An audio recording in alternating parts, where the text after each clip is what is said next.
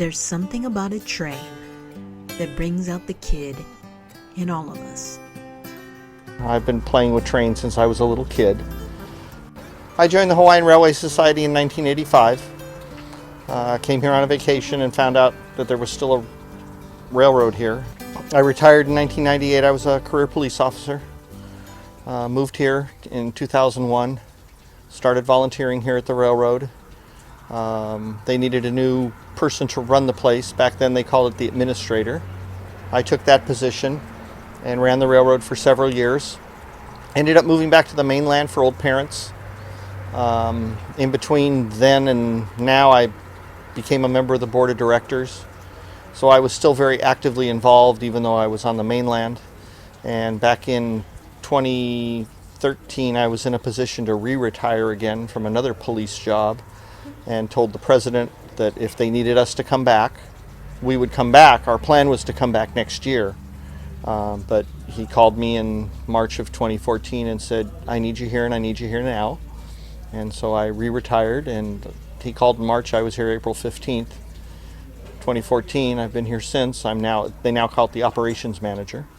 And my job is to oversee the daily operations and kind of make things work one way or another. My goals have been simple. I want liability to go down, and I want public service or customer service to go up. The Hawaiian Railway Society is home to various locomotives and railroad cars from different eras in Hawaiian history. Each locomotive has its own unique personality and story to tell about how it served us and how it found its way to this 3-acre property in Ewa Beach. If you follow the embedded railroad tracks that cut across several roads in Ewa Beach, it will lead you to 91-1001 Renton Road, the Hawaiian Railway Society. From the moment you enter the parking lot, you'll be greeted by 2 enduring pieces of Hawaiian Railroad history. First, the engine that started it all for the Oahu Railway, Kawila 6, and Ewa 1, the first and last engine of the Ewa plantation. The office opens at 9 a.m. to prepare for that day's train ride. Train engineer and operations manager Steve Vend explains how it all started. That's the reason we formed, was to save Waco 6. That engine right there. Waco 6 was a locomotive from the Waialua Agricultural Company up on the North Shore. It has the distinction of being the only steam locomotive ever built on Oahu. It was built from spare parts in 1919. The mill used it. When the mill closed down, they kept it. They displayed it out in front of the mill in the park. If you talk to older folks that lived up that way, they'll remember playing on it. In fact, one of our volunteers remembers playing on it as a kid. Here is rare footage of the Waialua Sugar Company's last train ride. On this day, the Waialua Sugar Company retired all of its engines, including Waco 6.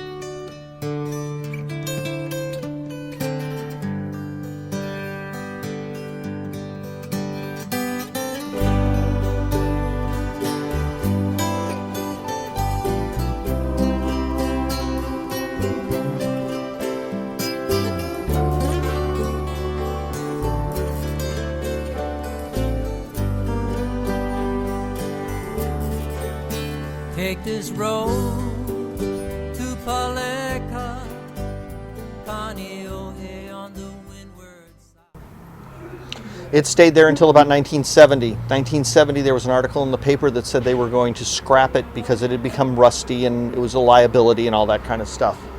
There were several people that were train fanatics on the island. They made contact with Waialua and made arrangements to save the locomotive. One of the people involved was a gentleman in the Navy named Captain Davies. He was a train guy, and he also happened to be in charge of Lualualei Ammunition Depot.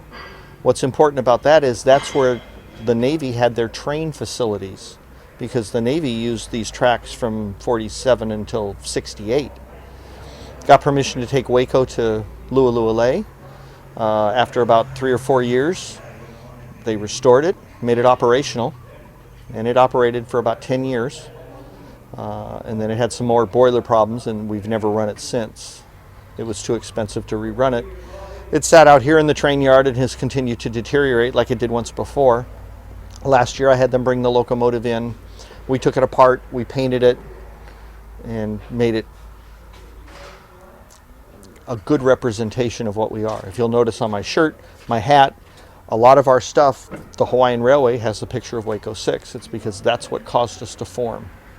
While Waco 6 will never run again, volunteers have creatively come up with a way to entertain visitors by simulating smoke bellowing from its smokestack with the help of a fog machine.